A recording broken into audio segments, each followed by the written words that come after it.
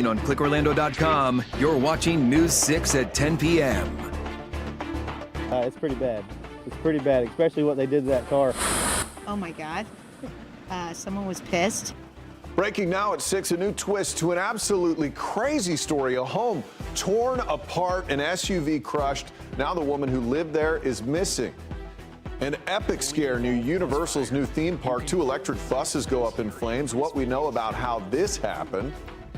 I'm pleased to report that those flights out of Alligator Alcatraz by DHS have begun. The governor says flights are now deporting people held at Alligator Alcatraz. How ICE and Democrats are reacting. It's a disfigurement. I mean, I'll have it for the rest of my life. That woman was in handcuffs when she was thrown to the floor by an officer. His apology and her message to the court. But we have to start right now at 10 tonight with the latest on our missing woman search. It looks like it's been completely vandalized, like completely destroyed. Like somebody has smashed it to pieces. So that's a part of the 911 call this morning that kicked off a day of twists and turns. Thank you for joining us tonight. I'm Matt Austin. Ginger has the evening off. It's a story that has South Lake County talking. First, someone spotted that home just being trashed, and you'll hear from that witness in a moment. Outside, graffiti slamming a man named John. Inside, you can see a woman's things, her SUV crushed. Then, just as News 6 was wrapping up, we learned at 6 today, Lake County deputies have declared the woman who lives there missing. Here's her picture. She may be with her boyfriend here, but they want to find Nicole Griner and make sure she's okay. This is all unfolding outside of Claremont, near the intersection of Pine Island and Monte Vista Roads. News 6's Troy Campbell is in the neighborhood. Take a look at the extent of the damage to this home. We're told it was done by an excavator or similar piece of equipment. Now we're told the woman who lives at this home is missing. The Lake County Sheriff's Office issuing this missing persons alert for 45-year-old Nicole Griner, just hours after her home along Pine Island Road was found heavily damaged. Investigators say Griner was last seen Thursday with her boyfriend, 33-year-old Nicholas DeWitt. Law enforcement believes the two are still together, but it's unknown if they are still traveling in an olive green pickup truck. It looks like it's been completely vandalized, like completely destroyed. Like somebody has smashed it to pieces. This comes just hours after a witness called into 911 to report this extensive damage to Griner's home. There also appears to be a spray paint message aimed at a man. We are working to determine his connection to the home. I live a couple miles down the road, and as I was driving by, probably about 5:15, 5:20, I seen a truck out here and 2 individuals out here, and I didn't pay him no attention. An eyewitness of the vandalism recounts what he saw at the corner of Pine Island and Monte Vista in Claremont. I was on the front side going down Pine Island Road all the way to Log House, and as I got here, they were just still scurrying around the trailer or whatnot, but like I said, I didn't pay no attention to it. So I guess I'm the only eyewitness because they got out of here pretty quick. The Lake County Sheriff's Office says it was conducting a criminal mischief investigation at the home on Friday afternoon. Investigators say the damage appears to be from an excavator or similar piece of heavy equipment. However, none were found on the site. We do not have any information at this time. It is still currently an open investigation. Deputies say Griner's SUV was also found damaged at the home. Again, a lot of unanswered questions outside this damaged home. Anyone with information on Griner's whereabouts, they are urged to contact the Lake County Sheriff's Office. In Lake County, I'm your community correspondent, Troy Campbell, News 6. Okay, so here's another look at that missing woman. Nicole is 45 years old, stands 5'5". If you have any information on where she is, call Lake County deputies or Crime Line. We're going to continue to follow this story very closely. You can be among the first to get updates by downloading our News 6 app. It's free in your app store. Just search WKMG.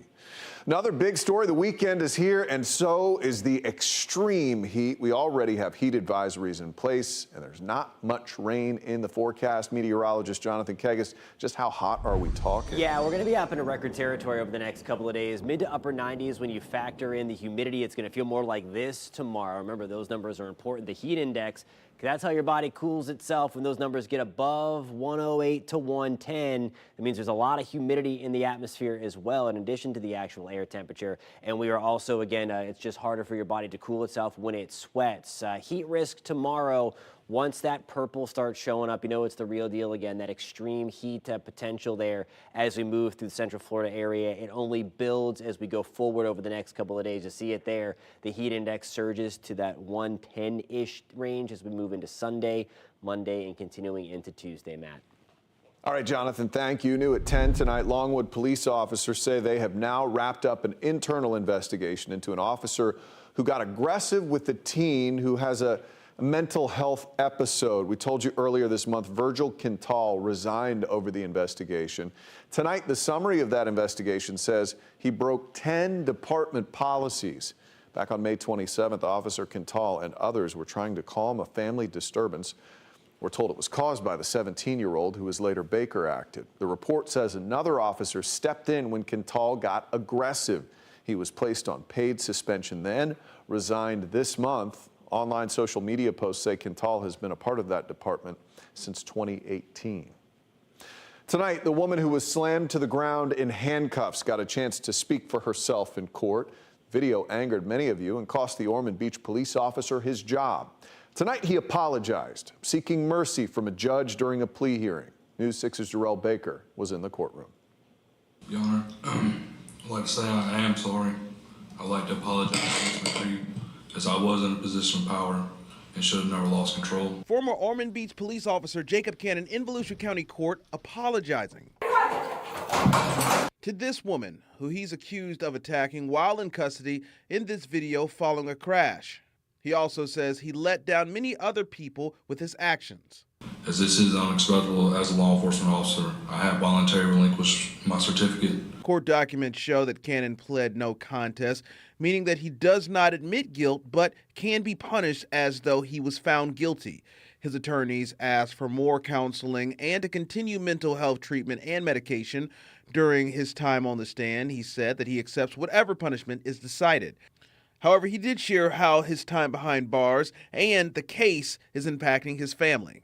But being out of the home at any additional time, we will lose our home. We will lose the things that we have, and it's not fair to her or my family.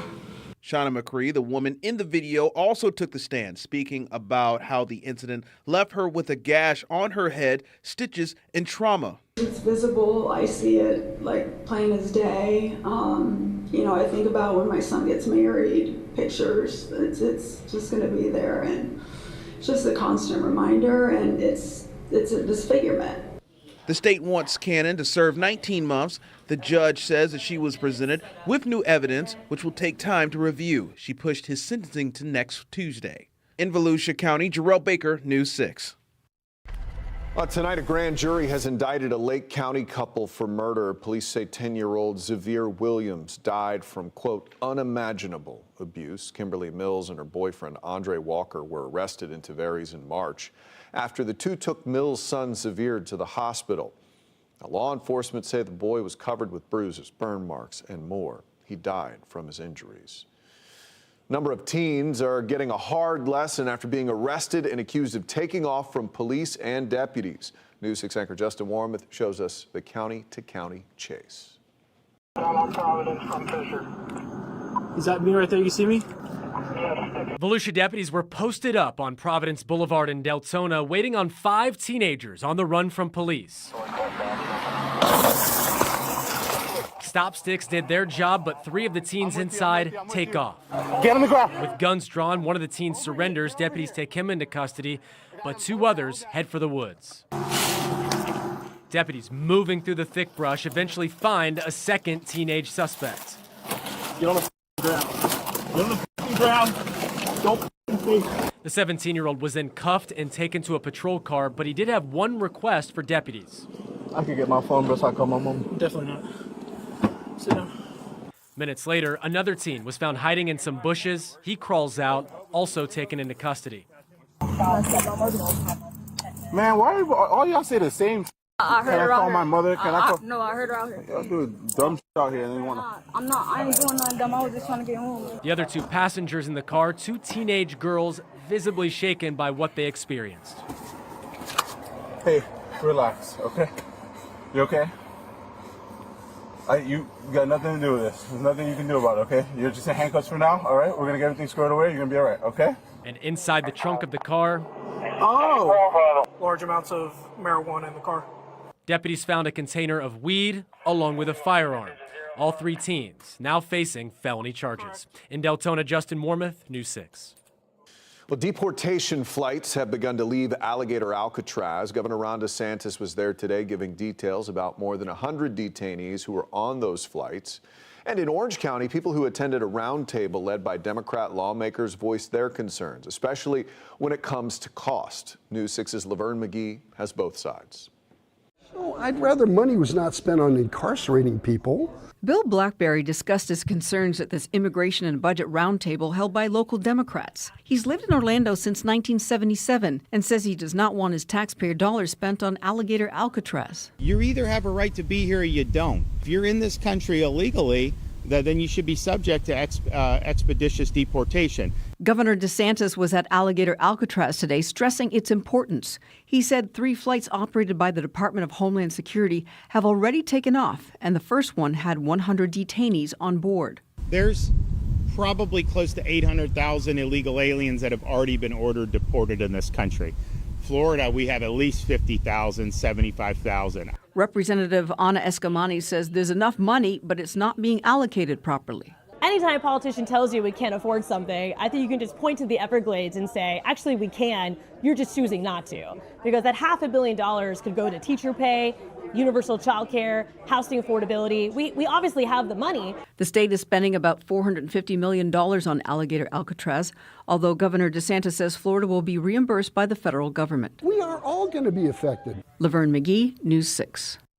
Well, today, the thrills were far too real just outside Universal's newest theme park. Video spreading on social media shows 2 buses burning, both part of a new electric-powered fleet. What we know about how this happened. Plus, a bear hunt could become official in just weeks. An update on the rules hunters would have to follow. And soon, their 6-month stay in space will come to an end as Crew 10 prepared to come back to Earth. We ask what's the best part of their time on the ISS. You're watching News 6 at 10. Live on a Friday night, we're covering Baldwin Park, DeBerry, and all of Central Florida.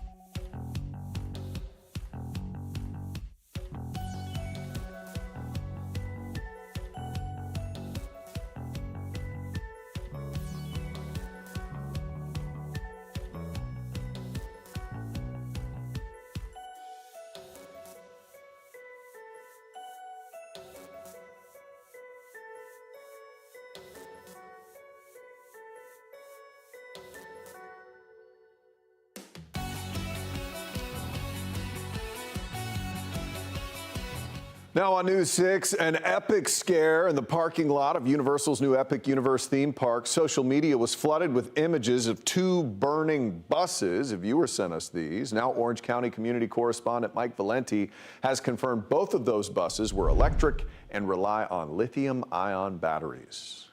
We're right outside Epic Universe, and we're told that the 2 buses involved here, way back there in the lot behind me, the ones that are now charred versions of themselves, we're told they're electric buses and run on lithium batteries. That's according to Orange County Fire Rescue. The spokesperson there tells us crews responded to reports of a fully involved bus fire. You can clearly see the flames here in this video shared with us from a viewer. Crews were able to put the fire out and no one was hurt. You may remember hearing about Universal introducing a fleet of electric buses as part of the many new elements associated with Epic Universe. It's not clear how this fire started or what caused it. A statement from Universal did not include any details about a potential cause, just that they're grateful to the Orange County Fire Department for their swift response, and it noted that safety is Universal's top priority. I'm your Orlando community correspondent in Orange County, Mike Valenti, News 6.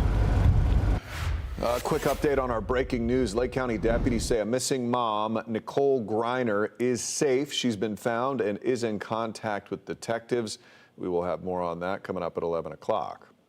We're now about a month away from a vote on approving the first Florida bear hunt in about a decade. State wildlife leaders appear to be close to deciding the final rules for a 3-week hunt in December, one that promises a, quote, more structured format than the last hunt in 2015. The proposed rules include a lottery-style permitting process and a limit of 187 bears killed, spread out over 4 areas of the state. Hunters would also be encouraged to kill male bears. The commission's chief conservation officer says the proposed hunt can help manage bears as they coexist with humans. We're one of the only states that is not participating in regulated bear hunting in states that have abundant bear populations. And so it's another tool for wildlife managers to be able to slowly start to manage population growth. The 2015 hunt was supposed to last a week. It was called off after 2 days. 305 bears were killed. That was over the limit. Opponents say killing bears for sport won't stop bears from showing up in neighborhoods. They want the state to expand the use of bear-proof trash containers to help keep bears away. Melbourne has found temporary places for seniors to get together and to pass out meals to seniors days after the roof collapsed on the Davis Community Center. The cause of Tuesday's collapse is still in question, but News 6 meteorologists say there was some heavy rain in the area at the time. The Captain's House in Palm Bay and the Sunflower House in West Melbourne's Merritt Square Mall are temporary homes for senior activities now. Too much stuff goes on here that helps the neighborhood for any tragedy like this to be happening. We need this community center. Where else can our kids go if we don't have this community center? Eddie Lee Taylor Community Center will also start hosting some of those meetings on August 11th. Teams are still working on a plan to help those who can't travel to get their meals. The countdown is on for NASA's next crewed mission. NASA and SpaceX now targeting July 31st for the launch of Crew 11. The next team headed to the International Space Station will take the longest route yet to reach the orbiting outpost. They'll spend about 39 hours in that Dragon capsule from launch to docking. Veteran astronaut Mike Fink is flying for the 4th time alongside 3 first-time crew members. The launch of Crew 11 means Crew 10's stay on the space station is almost over. They went up in March. Earlier today, the members of Crew 10 shared what they've loved so much. You know, I think for me, nighttime photography has really become one of my favorite things to do up here. I've been absolutely blown away by the auroras that we see up here. There's so many different colors that you get to see from space that we don't necessarily see on the ground. Crew 10 will come back to Earth after showing Crew 11 the ropes for about a week. Crew 11's mission will mark 25 straight years of humans living and working in space. We're just a few hours away from the next uncrewed launch from the Space Coast. SpaceX will be sending another batch of Starlink internet satellites. Launch time is set for 4:28 a.m. The 45th Weather Squadron says there's a 95% chance of good weather. Speaking of good weather, let's get you over to meteorologist Jonathan Kagas.